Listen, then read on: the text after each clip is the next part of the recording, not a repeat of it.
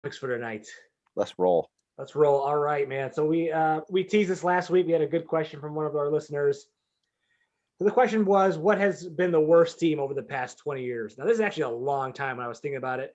Chris went ahead and mocked up or did some research, did some deep dive into some stats, some win percentages over the past 20 years, found some interesting stuff. I know when you posted that the list you came up with to our group chat, there were some teams I was surprised to see really low, and I forgot that they were bad for a really long time because they're good now. I think of them as they are now. But Chris, why don't you give us maybe the bottom 5 or bottom 10 teams from that list, if you don't mind? I'll give you the bottom Three? 5 to Three? start. Bottom 5. Bottom up. So we got the Knicks, 41%. The Minnesota Timberwolves at 42, which you would expect. And then the Charlotte Bobcats/Hornets. There was a 2-year period they were not there at 40, maybe 43%, rounding up. And then we got the Pelicans, which Charlotte moved to at 43%. So like they just did not do any better with Chris Paul there. And then Washington at number 5. The surprising one, I think, Tice, you might be touching on, is Brooklyn's number 6 here. Yeah. Then Atlanta at number 7. We always think of Atlanta as being good. They've been good for so long with Horford's the first name I think of, with Al Horford, Oof. Jeff Teague, Josh Smith, Joe Johnson, that reign. Yeah. But they were bad for a while. They were bad for a while. Sacramento, Philly's on this list. Orlando, Chicago. Yeah, Philly was a team that I also was surprised to see in there, and I forgot about the whole tanking and. Hang on, Chicago's 11. Let's nix that. They're not really on this list. They're on this list. They're not on the list. Orlando's 10. No. All right, that's a bottom 10. So we barely skated by just avoiding by one game, 10. One win. That's right. 771 wins to Orlando 770 and Philly's 770. Thank you, Derrick Rose. Good job. Yeah. I think without that run of Derrick Rose and Jimmy Butler, I don't know where we would have been. It would have been some dark years there. They were still dark. There were still some dark spots. They were still pretty dark. Ben Gordon was only good for 3 years. Happy birthday, Ben Gordon, by the way. Oh, it's a birthday today. His birthday belated. It was a few days ago now. Oh, a few days ago. Although, you know what? Let's miss you. Forgotten Bulls, great. Wasn't he on the Bobcats too for a while? Wasn't he? We talked about this. Did you not hear my story about the Bobcats? We don't talk about this. But hold on, though. What was worse, being one of these all-time bad teams or getting close and tasting it with Derrick Rose, only to have his knees snatch it away from us? What was worse? Would you have rather gotten close and had the high times? Yes. Give me the highs. Yes. I always want give me highs the and highs. lows. All right, you're right. I was trying to see if somebody was Yeah. saying No. lows. You know one what? thing I want to talk positively real If quick. it was with before I go. anybody but Derrick Rose, I'd say maybe give me the lows or get me on this list. But you can't say that you would rather have not had the Derrick Rose years. That's true. I think I agree because we had so much hope with Derrick Rose. He was the MVP of the freaking year. So it's like, oh, he's the best player. We have the best player in the league. Yeah. We can win the championship. Why not me? God, that hurts. Why not us? Why All right, not so us? yeah, you want to be let's get into what do you guys want to do here? Just go with which team we felt has been the worst team over the So past. I just want to talk about the Knicks real quick because the Knicks are the worst franchise in the last 20 years. I think that's what Patio's question was mostly facing is who's the saddest, most disappointing, I think, franchise in the last 20 years. I don't have the question in front of me, but obviously he said Timberwolves. Knicks might have been on the list too, but it's the New York Knicks. The Knickerbockers in the last 20 years have one season where they got more than 50 wins, and that was in 2012 in Carmelo Anthony's second year on the team. Now, Carmelo Anthony was the best player on this team for 5 years. This was his second year on the team. This franchise is so sad.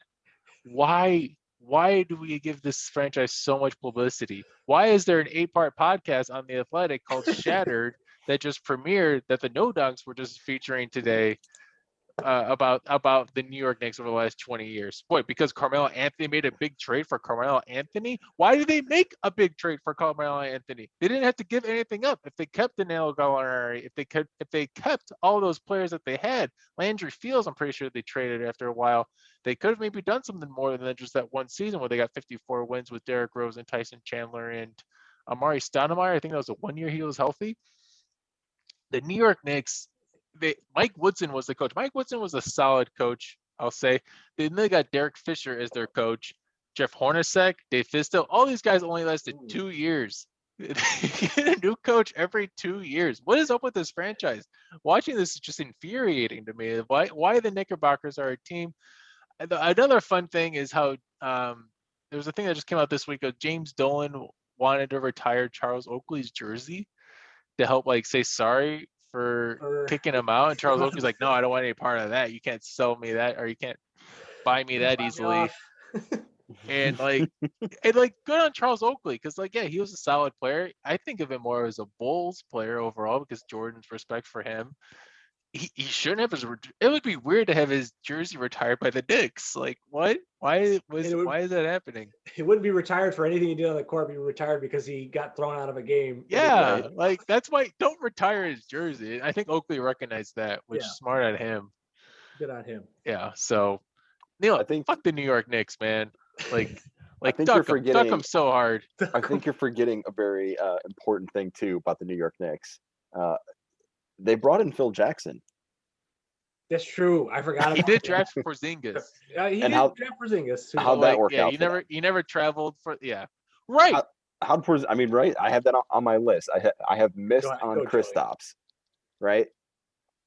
I mean, man, I feel that's a tough one. I don't know if I want to judge him for that because Kristaps was really good. When he's good, he's good. He's just hurt. Yeah, but it didn't turn into anything. It didn't turn anything. Okay. What did they trade him for? They traded him to Dallas for what? I don't think they got much for that. I don't even remember what the right. So Phil drafts him. Everybody's kind of questioning it, all right, he's actually not that bad. And then you're like, yeah, you know what? No, not that great. Was there any players they could have had besides Kristaps that would have been better?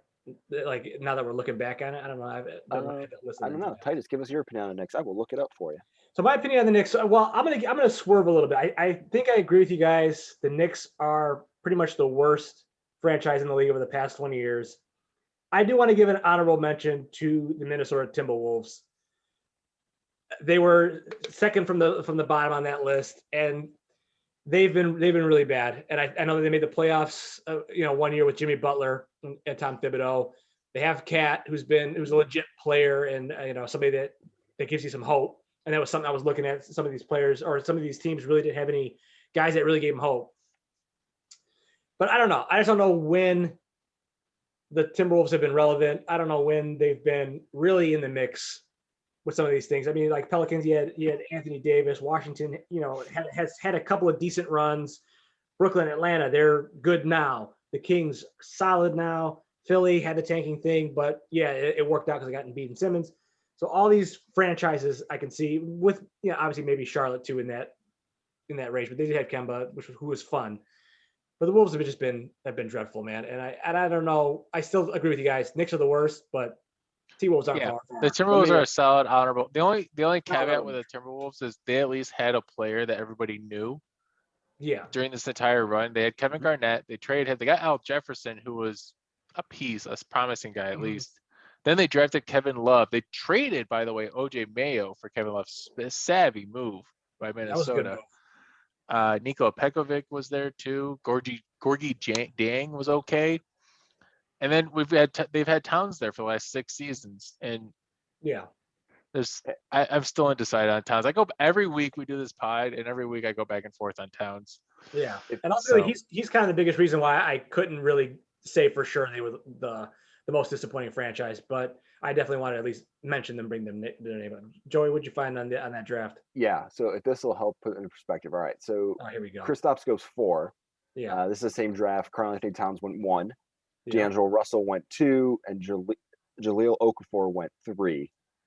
Now, after that, it goes through kind of a laundry list here. So Mario Hezonja, Willie Cauley-Stein, Emmanuel Mudiay, Stanley Johnson, Frank Kaminsky, Justice Winslow. Miles Turner goes 11.